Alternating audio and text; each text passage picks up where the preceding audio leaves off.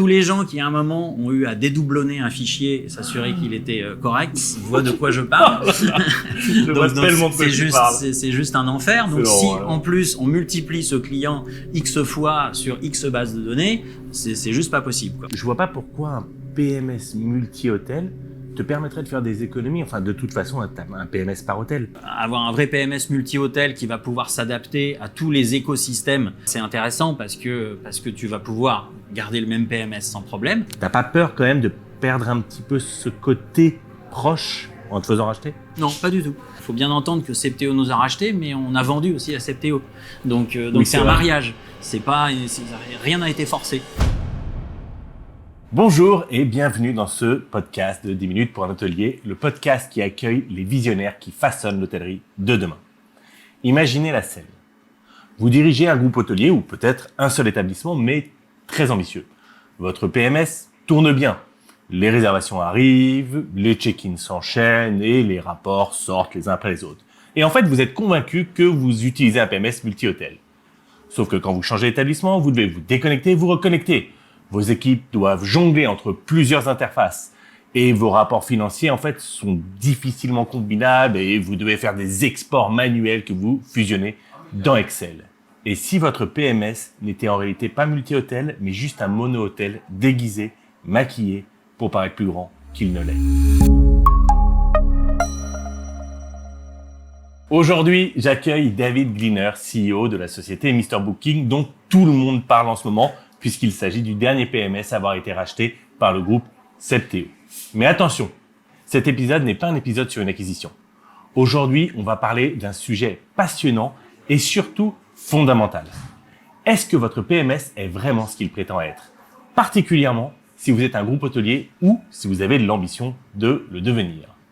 Mais juste avant de commencer, si vous aimez ce contenu, pensez à vous abonner, à liker et à commenter. Même un simple merci dans les commentaires, ça change absolument tout pour le référencement de l'émission. Et surtout, ça nous motive à continuer à inviter des personnes brillantes et à vous proposer des échanges riches et concrets.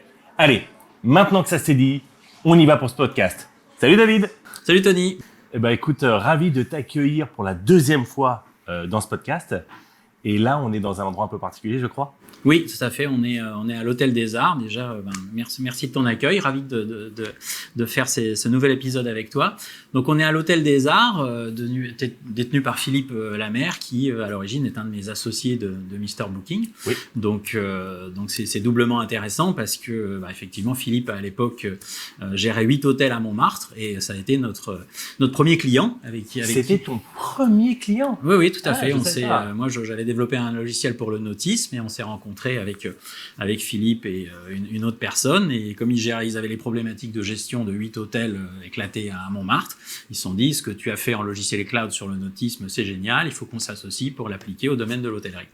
Voilà, donc c'est comme ça que l'histoire a commencé et tout de suite sur un sujet multi-établissement. Alors pour le coup, ça tombe bien parce que c'est le sujet dont je voulais parler aujourd'hui. Mais tu vois, alors je savais que Philippe était ton associé parce qu'effectivement, je le connaissais depuis longtemps, mais je savais pas que c'était ton premier client et qu'il y avait déjà à la base cette petite graine on a des problématiques multi-hôtels. Voilà, tout à fait. C'était dès le début de la conception. Puis après, comme on a commencé il y a 21 ans, on développait un PMS Cloud. C'était plutôt innovant. Donc, oui. Il est apparu très très vite que pour faire du multi-hôtel, ça permettrait de faire des gains de productivité vraiment impressionnants. Donc c'est ce qui nous a conforté dans le choix de la technologie à l'époque où on pouvait quand même se poser la question. Et rapidement, après, notre troisième client, c'était le groupe Tonic Hotel avec 4 établissements. Puis, oh là là, tu me ramènes il y a très longtemps, Tonic Hotel Louvre, ouais. Ils en avaient aussi dans le sud. Oui, tout à fait. Marseille, Biarritz. Ils en avaient 2 à Paris et 2 dans le sud. Ouais.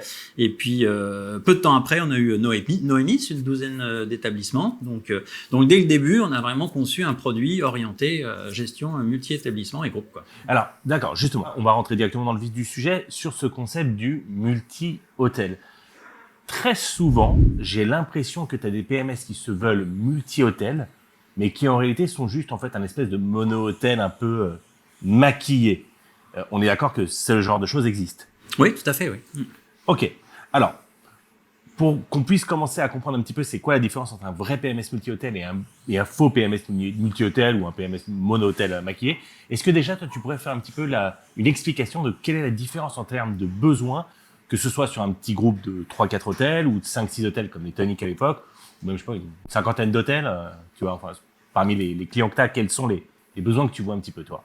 Bah, écoute, les besoins, quand on fait du multi-hôtel, déjà, on a besoin de centraliser ces données, de pouvoir sortir des rapports consolidés. On a aussi besoin d'avoir un Cardex commun, de pouvoir harmoniser son mode de fonctionnement au sein du groupe.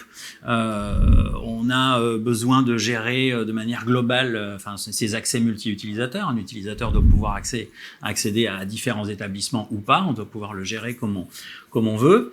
Et puis après, de manière plus globale, on a aussi besoin d'avoir un panel de connectivité assez important, parce que quand on fait du multi-hôtel, on peut faire du multi-hôtel, je dirais, standardisé. On a un concept d'hôtel qu'on réplique X fois sur le même modèle. Ou alors, on a plusieurs établissements qui font partie de chaînes existantes ou d'enseignes existantes. Oui, c'est avec ce truc-là, oui. Voilà, tout à fait. Donc, on doit à chaque fois s'intégrer dans un écosystème qui est propre à l'enseigne que l'hôtel porte. Donc, avec certaines connectivités qui vont être obligatoires pour faire partie de Louvre-Hôtel ou d'autres, par exemple.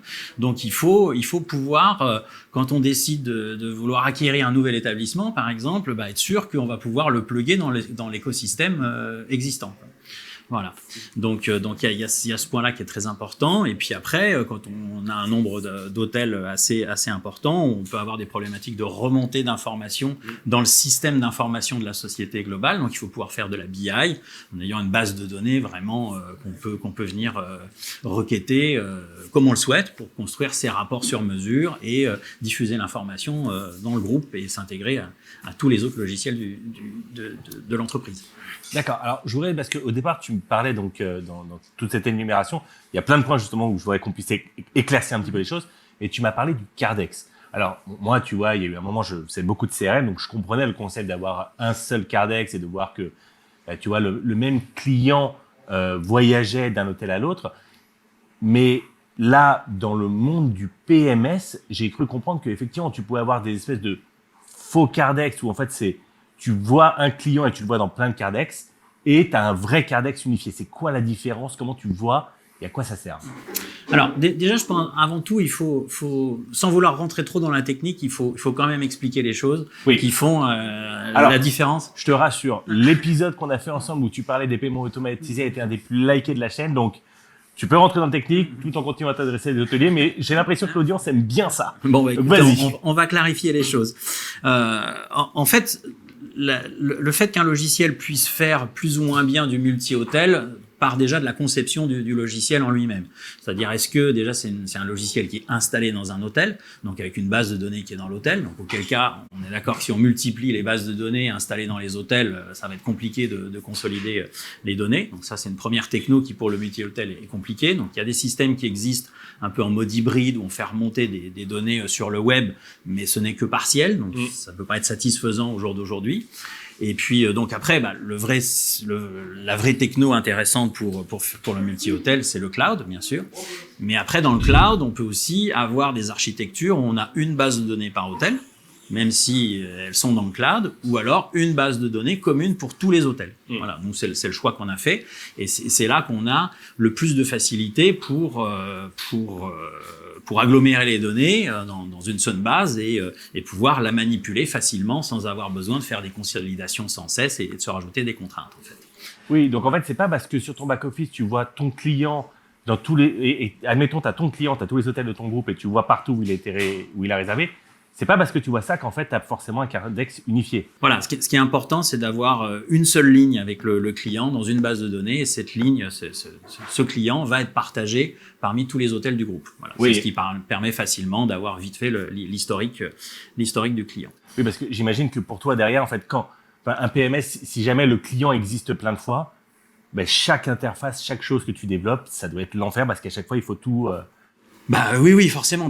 À partir du moment où on veut commencer à travailler sa fidélité, sa satisfaction client, sa relation client, on va avoir besoin d'un fichier propre. Évidemment. Donc tous les gens qui à un moment ont eu à dédoublonner un fichier et s'assurer qu'il était correct, ils voient de quoi je parle. C'est juste un enfer. Donc si en plus on multiplie ce client X fois sur X bases de données, c'est juste pas possible, quoi. Voilà. Donc c'est important de pouvoir n'avoir qu'une seule fiche pour le groupe. Et puis aussi dans le PMS d'avoir des fonctionnalités qui permettent de maintenir ce fichier à jour et de le dédoublonner. C'est-à-dire voilà, un client qui réserve par Booking, si on l'identifie par son email, quand on reçoit sa réservation en booking.com, on ne sait pas que c'est monsieur Durand qui est venu 15 fois chez vous déjà. Donc c'est important d'avoir développé des processus, des standards imposés dans le groupe et où le logiciel a même pu contraindre les utilisateurs à le faire pour empêcher l'utilisateur de garder un email booking au moment du check-in. Donc à ce moment-là, on voit que c'est un email booking, on oblige à saisir l'email du client. Là, quand on saisit l'email du client, on se rend compte que c'est une fiche existante avec quelqu'un qui est déjà venu 15 fois et on dédoublonne automatiquement le système.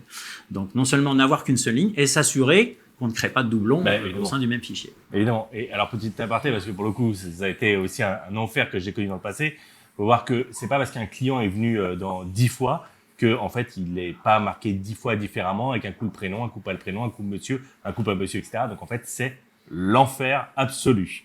Alors tu as parlé aussi des utilisateurs, d'avoir ce concept de multi-utilisateur. Enfin, pour moi c'est un standard d'avoir plusieurs utilisateurs. Pourquoi c'est un point qui est important dans le cadre d'un PMS groupe? C'est quoi le problème Déjà, dans un PMS groupe, on a beaucoup de monde à gérer. Donc, évidemment. Forcément, il faut que chacun ait son utilisateur. Il faut pouvoir gérer des profils, donc directeur d'établissement, chef de réception, réceptionniste, yield manager, avec tout un tas de droits en fait et de possibilités de choses qu'on peut faire dans le logiciel, de manière à pouvoir harmoniser les méthodes de travail dans le groupe. C'est-à-dire si on autorise le réceptionniste de l'hôtel de Bordeaux à faire certaines choses, celui de Lille aura exactement les mêmes droits et donc quelque part va travailler de la même manière. Et puis l'utilisateur, on va pouvoir lui dire voilà, moi j'ai 15 hôtels, toi tu vas travailler sur 5 hôtels ou sur tous ou sur un seul, voilà, en fonction de la personne, du profil. Donc on va pouvoir piloter ça directement depuis le siège. Et alors on voit, tu sais, toujours dans les solutions SaaS, c'est standard d'avoir une facturation par utilisateur. Mais j'imagine que là, dans le cadre d'un groupe, enfin, si tu commences à avoir, 5 utilisateurs par hôtel, que tu as 20 hôtels. Nous, dans notre mode de facturation, il n'y a pas de facturation par utilisateur. C'est un coût par hôtel. Ah oui, d'accord. Ok. Oui, c'est ça. Donc en fait, tu as vraiment le truc où, peu importe la taille du groupe, ils vont pas se retrouver à payer. Voilà, qui est un utilisateur ou 200, c'est le coût est le même. Il n'y a pas de coût par utilisateur. Ce qui est un petit peu important quand même. Oui, voilà. Et tu parlais tout à l'heure aussi d'une vision consolidée en termes de reporting, etc.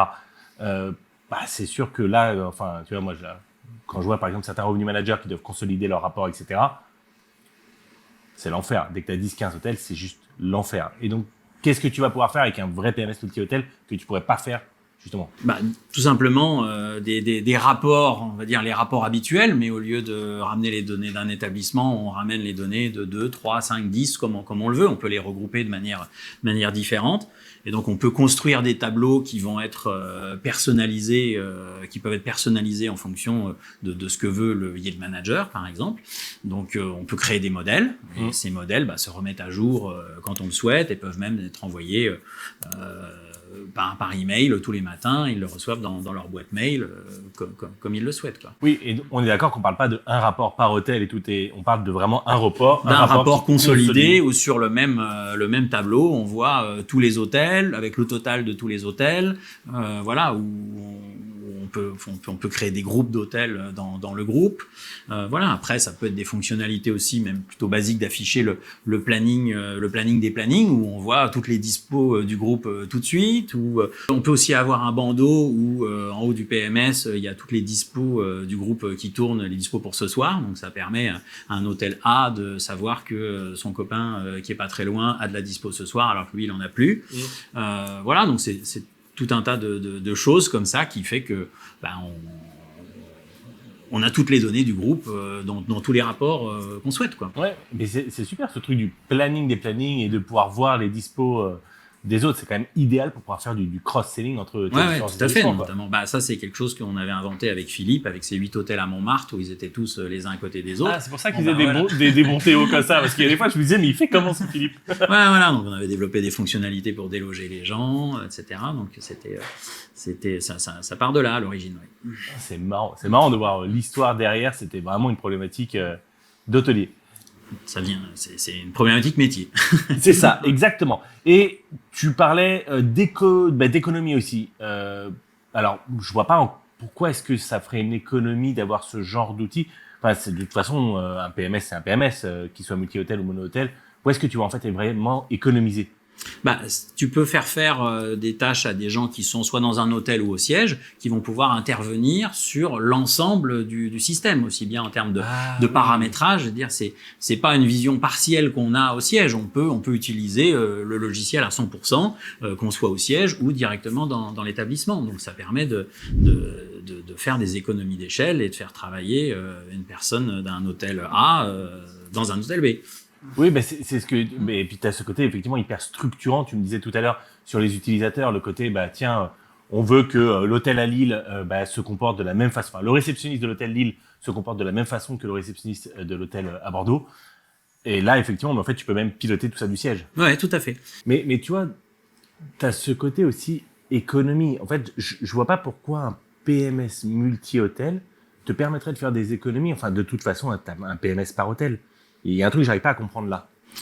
En fait, le fait d'avoir une gestion multi-hôtel et surtout multi-utilisateur peut te permettre de faire travailler un salarié qui est au siège dans tous les établissements du groupe comme s'il y était. Ah oui. Donc, il va pouvoir travailler sur le paramétrage, sur la saisie des tarifs, par exemple, travailler sur les modèles de mail, par exemple, qui sont envoyés aux clients. Donc, il le fait de manière une fois pour tout le groupe. Et puis aussi, je prends le cas de As Hotel avec qui nous a rejoint, qui ont 35 hôtels, nous ont rejoint il y a 6 ou 7 ans. D'accord. Et avec eux, au début, on a vraiment travaillé beaucoup nos profils et tous les droits associés aux profils. Parce que leur souhait, c'était d'harmoniser les méthodes de travail au sein du groupe. Donc, c'est une chaîne d'hôtels plutôt standardisée. Donc, ils veulent une manière un process uniforme dans tous leurs établissements. Donc, on a travaillé avec eux sur la création de droits qui permettent de canaliser, je dirais, ou de contraindre ce que chaque utilisateur peut faire pour s'assurer que toutes les bonnes données soient saisies au bon moment du process de réservation ou du séjour du client, quoi. Oui, et alors là, j'imagine qu'en termes de consolidation de données, ça doit être du bon menu, quoi. Du coup, ça leur permet effectivement, notamment par rapport au Cardex client dont on parlait tout à l'heure, de s'assurer que tous les emails booking sont bien remplacés par l'email du client et donc derrière d'avoir un fichier client propre. Ce qui leur a permis dans un deuxième temps, c'était le deuxième sujet qu'on a travaillé avec eux, c'est l'espace client où chaque client chez eux, parce qu'ils ont beaucoup de clients fidèles qui reviennent régulièrement, qui sont sur les routes la semaine pour se déplacer. Et donc, ils ont leur espace client avec toutes les réservations. Ils peuvent prendre de nouvelles réservations, gérer leurs réservations. Donc voilà, process, fichier propre, espace client qui tient la route. Voilà, la boucle est bouclée. Oui. Puis alors, j'imagine que tu as de l'économie après parce que tout ça est déjà propre. Et alors, tu vois, j'ai une question parce que pour le coup, là, tu vois, je vois quand je faisais de l'emailing, chaque hôtel avait sa propre façon de noter les choses. T'en avais un qui, tu vois, dans les catégories, il y en avait qui vont noter vente en ligne, d'autres vente à la commission, d'autres OTA, d'autres des fois n'importe quoi. Pareil sur les noms de pays. Enfin, tout est un peu un espèce de joyeux bazar. Et c'est vrai que dans le cadre d'un groupe d'hôtels, quand tu veux commencer à faire de l'emailing sur toute ta base, si tu as 10 hôtels qui marquent les mêmes informations avec des mots différents, c'est l'enfer. Est-ce que tu as la possibilité dans un PMS multi-hôtel de pouvoir dire non, les OTR seront toujours renseignés comme ça, le pays France sera toujours renseigné comme ça, tu auras toujours ça et ça qui sera renseigné. Tu peux, par exemple, n'accorder le droit de paramétrage qu'à certaines personnes du siège. Donc, dans les hôtels, ils ne pourront pas toucher le paramétrage. Donc, le paramétrage est fait d'une certaine manière cadrée qui est ce qu'attend la chaîne. Et puis après, il y a aussi le contrôle. C'est-à-dire que comme tu as accès à toute la donnée de tous les établissements, tu peux aussi aller voir si tel et tel fait bien son travail, respecte bien les procédures attendues, quoi. Et donc, tu peux constater un dysfonctionnement et le corriger avec les personnes. Oui, en fait, au siège, l'équipe marketing ou l'équipe data ou peu importe s'occupe du paramétrage et Voilà. après, tu as les utilisateurs dans les hôtels. Les utilisateurs utilisent et le siège paramètre. Très clair. Alors, justement, j'avais une question sur les chaînes. Parce que tu vois, bon, je sais que tu travailles avec des chaînes et également des hôtels indépendants. Moi, j'ai toujours eu la vision qu'en fait, c'est vraiment deux mondes complètement différents, même si on reste dans de l'hôtellerie, on reste dans de l'accueil, etc. Mais c'est très différent. Est-ce que c'est quelque chose... Enfin, quelle est ta vision, toi, là-dessus? Les chaînes sont des fois un regroupement d'hôtels indépendants. Donc, Oui. donc ce sont des hôtels indépendants qui travaillent ensemble. Et quand on est le gestionnaire de X hôtels indépendants, donc on gère un groupe, voilà, on a besoin d'outils supplémentaires pour piloter sa chaîne, quoi. Oui, alors quand je disais chaîne, pardon, je voulais dire hôtel franchisé. D'accord. Vraiment, c'est ça dont je parlais. C'est tic de langage. Et tu vois, plutôt l'hôtel franchisé par rapport à l'hôtel indépendant. D'accord. Bah écoute, nous par exemple par rapport à Louvre Hôtel, alors Louvre Hôtel par rapport aux hôtels qui leur appartiennent, on définit certaines fonctionnalités nécessaires, la connexion à un certain écosystème, voilà, donc qu'ils imposent au niveau des hôtels qui leur appartiennent. Et puis après, au niveau des franchisés, ils permettent aux franchisés de choisir parmi une liste de PMS référencés. Mais au final, quelque part, les fonctionnalités vont être un peu les mêmes. Je dirais, voilà, Louvre Hôtel a une connectivité avec Synexis, les franchisés doivent être branchés avec Synexis. Donc, on retrouve un écosystème qui va être dupliqué, l'écosystème de la chaîne qui va être dupliqué auprès des franchisés. Mais alors, tu vois, donc, moi, j'ai une question quand même parce que j'ai travaillé dans le passé avec particulièrement des investisseurs ou des sociétés de gestion, tu vois, qui avaient des hôtels indépendants et des hôtels franchisés. Et à chaque fois, tu avais la façon de faire pour A, les indépendants, la façon de faire pour B, les franchisés. Et c'est une galère parce qu'en fait, ils sont obligés de doubler tout leur écosystème, d'avoir deux façons de procéder, etc. Est-ce que justement, avec un PMS multi-hôtel qui fonctionnerait sur les deux, ça résoudrait ce genre de problème?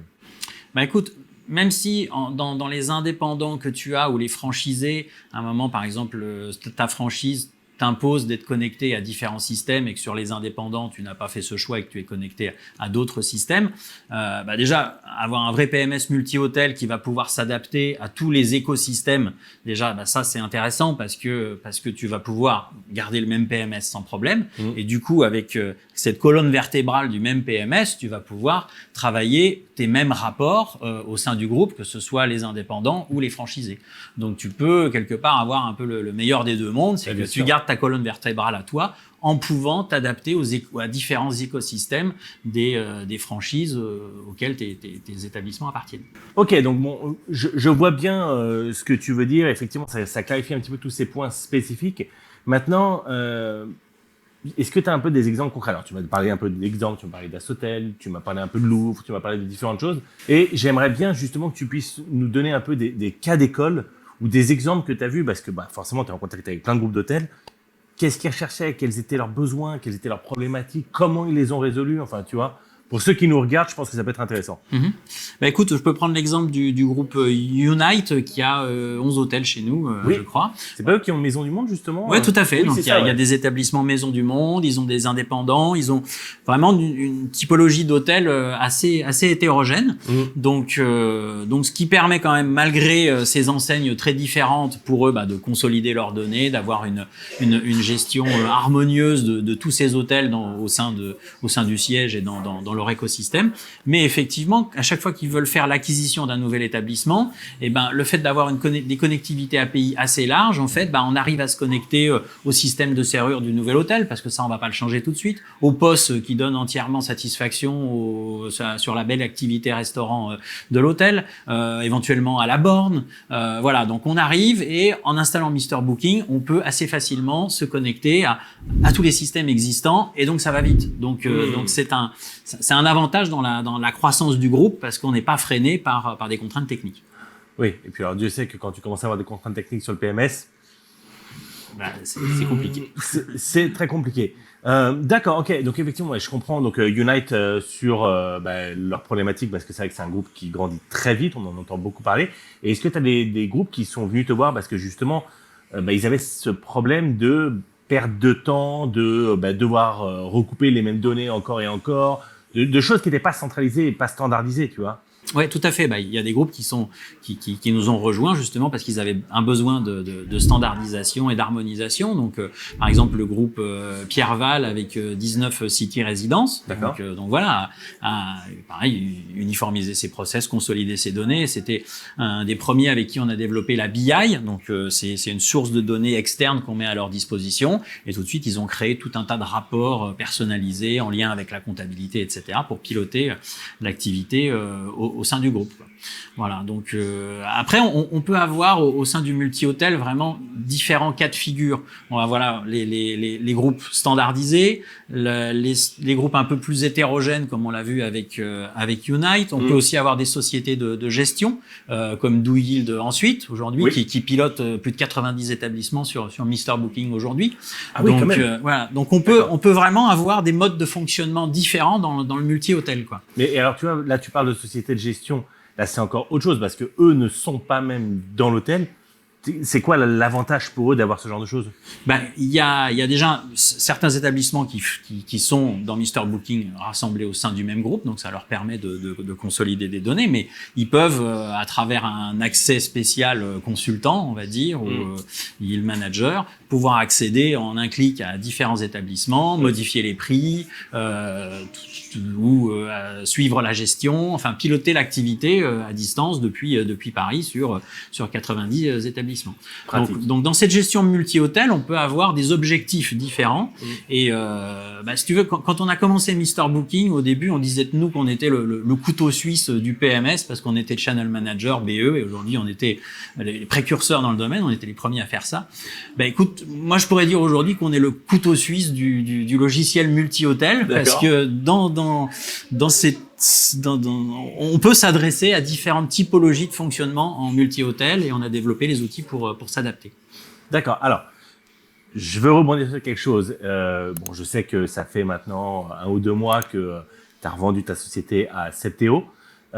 C'est pas le sujet du podcast, mais je me pose quand même la question.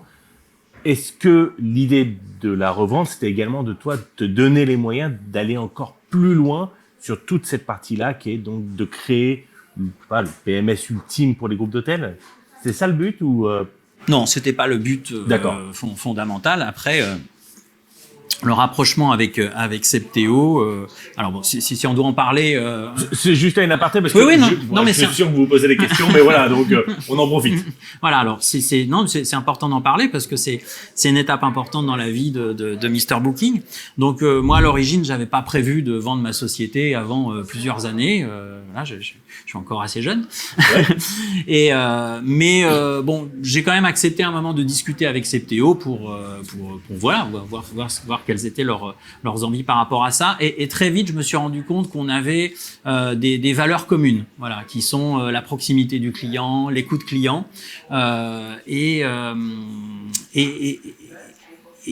donc j'ai assez vite senti qu'on pouvait s'entendre, je dirais.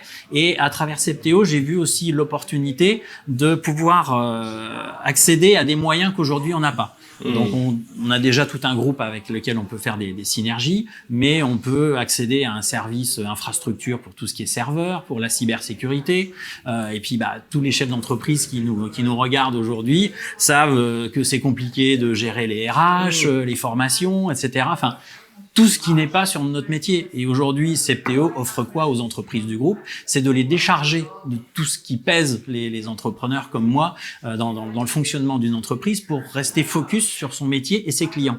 Voilà. Donc moi j'ai vu ça comme une opportunité vraiment à ne pas rater pour Mister Booking parce que c'est quelque part ça nous ouvrait de nouvelles perspectives pour l'avenir. Donc je pense que c'est vraiment une chance pour l'entreprise et pour le produit et pour nos clients à terme qui d'ici quelques années pourront, je pense, voir une vraie différence dans notre évolution. Ok, parfait. Donc, ça clarifie un petit peu les choses. Alors, moi, j'ai une question. Bon, on a bossé, toi et moi, ensemble sur tout le rebranding de ta société l'année dernière. C'était un truc qui était passionnant. Et moi, le truc qui m'avait frappé à l'époque, alors je suis désolé, je reste toujours dans le petit angle Septéo et après, j'ai plein d'autres questions.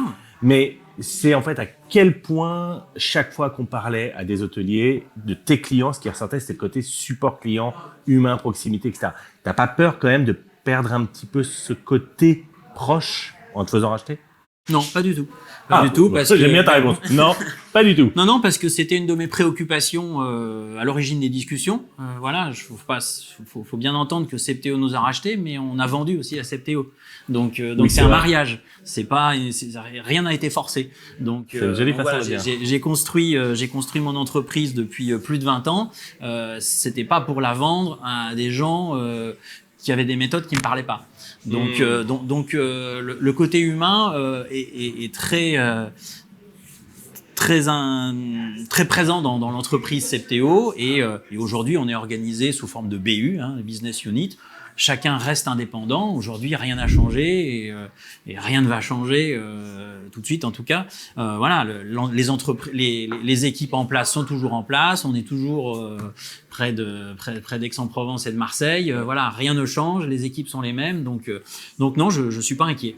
Ok, super. Non, mais c'est bien. Je pense que ça rassure. Et donc, je voudrais aussi rajouter que par rapport au rachat dans Septéo, on va pouvoir créer des synergies très fortes avec d'autres solutions du groupe. Je pense à la solution RMS e-Access qui est très connue en France, mais avec laquelle on va pouvoir créer des interactions encore plus fortes. Je pense à Septéo Payments qui vient d'être lancé en France avec la solution Adyen derrière qui, en termes de technologie, va nous apporter des choses vraiment très intéressantes et avec des coûts très intéressants aussi. Voilà. Et puis je parle aussi de Weedbooking qui est pas connu en France. C'est quoi Weedbooking? Alors c'est un booking engine espagnol. Voilà, qui est conçu pour les chaînes hôtelières, justement, le multi-hôtel, et qui est un produit vraiment exceptionnel, et donc auquel on va se connecter et qu'on pourra, dans les mois à venir, proposer à nos clients en France. Ah, je connaissais pas du tout. Donc c'est un moteur de réservation dédié à la chaîne d'hôtel et au groupe d'hôtel. Voilà, tout à fait. Parce qu'en Espagne, il y a beaucoup de groupes de chaînes, etc. Donc ça a été spécialement développé pour ça, en fait, et donc on va pouvoir s'y connecter avec Mr Booking. Alors, je sais que c'est pas le sujet, je suis un petit peu curieux. Est-ce que tu peux m'expliquer en 2-3 minutes pourquoi c'est dédié au groupe? Quelle est la différence entre ça et un moteur de réservation normal? C'est un CRS déjà qui va pouvoir, quand on est un groupe, s'il y a plus de dispo dans un établissement, automatiquement en proposer un autre, faire des propositions alternatives si les dates ne sont pas bonnes. Il y a vraiment une ergonomie très sympa et faite dans la multi-proposition d'hôtels. Il y a un espace client qui est intégré. Voilà, enfin, c'est pas qu'un booking engine, ça peut gérer de la fidélité aussi. Voilà, donc c'est une solution BE et beaucoup de choses en plus qui pourront intéresser nos clients multi-hôtels en 2026. Super. Là aujourd'hui, si tu devais décrire le PMS idéal, enfin là, on va pas non plus faire toutes les fonctionnalités exhaustives, mais on va dire, voilà, qu'est-ce que tu dois avoir dans ton PMS au minimum pour te dire, ok, ça va, je suis bien équipé. Et là, je parle et multi-hôtel et hôtel solo. D'accord. Écoute, le cloud, ça me paraît évident. Là, c'est bien sûr. Voilà. Avec une vraie centralisation des données, avec une base de données globale, comme on l'a vu. Et puis, voilà, les API. On en a parlé aujourd'hui. Quand on est cloud, le gros intérêt, c'est la connectivité avec tous les écosystèmes. Donc, le nombre de partenaires qu'on peut brancher sur le système, c'est primordial. Voilà. Et puis, on en a parlé. Le support, être moderne aujourd'hui, c'est pas forcément tout attendre de l'IA pour la relation, parce que autant l'IA va nous permettre de nous décharger de certaines tâches peut-être un peu fastidieuses, mais je pense qu'il faut pas oublier il va falloir quand même se concentrer sur la relation humaine et il faut garder un lien avec nos clients, un support humain avec qui on peut discuter, échanger, prendre des retours de nos clients sur nos produits, les écouter et faire évoluer dans ce sens. Non, mais je suis entièrement d'accord avec toi. C'est vrai que l'IA, ça va enlever des tâches chronophages simples, mais au contraire, en fait, je pense que ça va revaloriser l'humain et avec toute sa valeur ajoutée à lui. Donc, ça va être très très bien. Et tiens, juste pour le petit côté fun, parce que tu vois, sur vos technos, etc., est-ce que tu as une fonctionnalité aujourd'hui? Tu es toujours le seul à proposer un truc un peu rigolo, surprenant? Écoute, on a toujours l'automatisation des paiements. Ça fait depuis le post-Covid qu'on l'a sorti, mais je crois qu'on est toujours les seuls à le proposer. Donc, c'est une fonctionnalité qui permet de créer des scénarios d'encaissement, d'envoi de liens aux clients, de validation, voilà, qui permettent de sécuriser ces réservations avec des notes qu'on peut attribuer à chaque réservation pour s'assurer que on sera bien payé comme il faut. Donc, voilà, on est toujours les seuls à le proposer. Ah, d'accord. Et on a vu eu l'occasion d'en parler. D'ailleurs, si c'est un sujet qui vous intéresse, je vous invite à consulter la précédente vidéo que j'avais fait avec David où il détaille tous les systèmes de paiement automatisés et également il vous explique comment fonctionne tout ce sujet-là. Et c'est une des vidéos où il y a eu le plus de likes. Donc, a priori, les hôteliers l'ont adoré. Je vous incite à aller la voir. Alors, j'aimerais quand même qu'on regarde 2 minutes le futur de ton point de vue. Tu as parlé tout à l'heure de l'IA. Tu m'as dit, voilà, il y a des choses qui sont en train d'évoluer, le logiciel va évoluer dans le bon sens. Est-ce que tu as un petit peu, c'est quoi ta vision, vers où on va? Parce que là, aujourd'hui, l'IA, tout le monde en parle. Bah écoute, je pense déjà on va pouvoir de plus en plus utiliser des outils d'IA, nous, pour la conception des logiciels. On parle quand même que c'est un outil intéressant pour produire du code, donc on va pouvoir produire du code plus vite, donc c'est plutôt intéressant. Voilà, et puis je pense que l'IA, petit à petit, va prendre le pas sur certaines fonctions un peu répétitives qu'on peut encore faire dans le PMS. Donc l'IA va pouvoir automatiser certains actes de gestion redondants, on va dire. Voilà, et peut-être que ça nous laissera l'opportunité d'être un peu plus concentré justement sur les chiffres, la stratégie, on va avoir plus une vision analytique des données du PMS plus que d'être dans la saisie d'informations. Mais c'est marrant, tu devances ma prochaine question qui était, est-ce que tu penses que les PMS de demain vont devenir des outils d'analyse plus que de gestion? Ben, clairement oui. Voilà, tout à fait. Ok, super. Et dernière question pour conclure cet entretien. À titre perso, qu'est-ce que toi, tu aimerais que les hôteliers aient comme réflexe en 2025 quand ils pensent PMS? Ah, il est bien. J'aime bien les questions comme ça, j'en tiens. Eh ben écoute, j'aimerais qu'ils n'aient pas peur de rechallenger les outils qu'ils utilisent actuellement. D'accord. Pour se demander si le PMS qui leur permet de gérer leur établissement, parce que c'est quand même quelque chose de très important dans son activité. Est-ce que c'est le bon outil adapté aux enjeux d'aujourd'hui, à leur façon de travailler et on le sait, changer de PMS, c'est un gros chantier. C'était ma prochaine question. J'allais te dire, oui, t'es marrant, David, mais on sait que c'est un chantier de dingue. Enfin, c'est le dernier truc que t'as envie de changer, non? C'est clair. Il faut reformer les équipes, même si aujourd'hui on arrive à aspirer pas mal de réservations avec les réservations qui viennent de Booking, d'Expedia, etc. Donc ça limite le volume de réservations à ressaisir, mais c'est un chantier effectivement. Mais je pense qu'il faut pas avoir peur de l'entamer, parce qu'une fois qu'on a franchi le pas, on voit le bénéfice qu'on a, le temps qu'on gagne, l'optimisation qu'on peut en ressortir et le revenu qu'on peut dégager, quoi. Et je pense tout particulièrement aux gens qui aujourd'hui ont encore des logiciels installés dans leur hôtel, parce qu'il y en a encore beaucoup qui ont les fameux on-premise. Voilà, le fameux on-premise qui aujourd'hui dépend encore d'une base de données qui est installée chez eux, d'une maintenance, où il faut gérer des sauvegardes. Bon, voilà, on a changé d'air aujourd'hui, à l'heure où on commence à parler d'intelligence artificielle dans les logiciels hôteliers. Il faut évoluer. Donc voilà, si j'ai un message à délivrer, ce serait celui-là, migrer vers le cloud. D'accord, ça marche. Mais tu vois, moi, ce que je trouve intéressant, j'avais travaillé il y a très très longtemps avec un consultant qui était spécialisé dans les grands groupes, et lui qui avait une façon d'analyser les choses, disait voilà, à partir du moment où je vois qu'il y a un problème dans une chaîne de production, je regarde jamais le problème, je regarde toujours avant. Et il me disait 99% du temps, le problème vient du début de la chaîne. Et c'est parce que quelque chose n'a pas été anticipé ou quelque chose est mal fait au début de la chaîne qu'on se retrouve plus tard à devoir régler le problème. Et je trouve que tu vois, dans la partie écosystème, parce que l'écosystème dans l'hôtellerie, tu vas avoir le site web, le PMS, le CRM, le Channel Manager, le RMS, le chatbot, etc., plein d'acronymes. Mais le début de la chaîne, c'est le PMS. C'est le cœur. C'est là d'où tout part et où tu as toute la connectivité. Et c'est vrai que peut-être avant de commencer à dire tiens, je vais prendre un chatbot, enfin, j'ai rien contre les chatbots, il n'y a pas de problème là-dessus, mais avant, peut-être effectivement, je rejoindrais ce que tu dis sur le fait de peut-être challenger ton PMS. C'est clair, c'est là qu'on a la data de la réservation et la data client, et aujourd'hui, c'est au cœur de tout. C'est ça. Parfait. David, merci beaucoup. Merci Tony. Voilà, c'était à nouveau passionnant. Alors, je suis désolé, on a eu beaucoup de bruit, mais en fait, les check-in, check-out, on est juste à côté de la réception pour l'information. Donc voilà, mais j'ai été vraiment ravi de t'accueillir. Je te remercie Tony, et au plaisir pour une nouvelle séance. Avec plaisir. Et merci à vous qui regardez ce podcast. Si vous êtes encore avec nous, c'est que cet épisode vous a probablement ouvert les yeux sur un sujet crucial. Le PMS multi-hôtel, c'est pas un gadget. C'est la colonne vertébrale de votre stratégie. Si cet épisode vous a plu, pensez à vous abonner, liker, commenter et surtout à le partager à vos collègues. Et si vous aussi vous êtes en train de construire l'hôtellerie de demain, si vous portez un projet innovant, une solution nouvelle ou même une idée un peu folle, écrivez-nous à l'adresse qui est en description et peut-être que vous serez le prochain invité de ce podcast. Merci à tous et à très vite sur 10 minutes pour un hôtelier.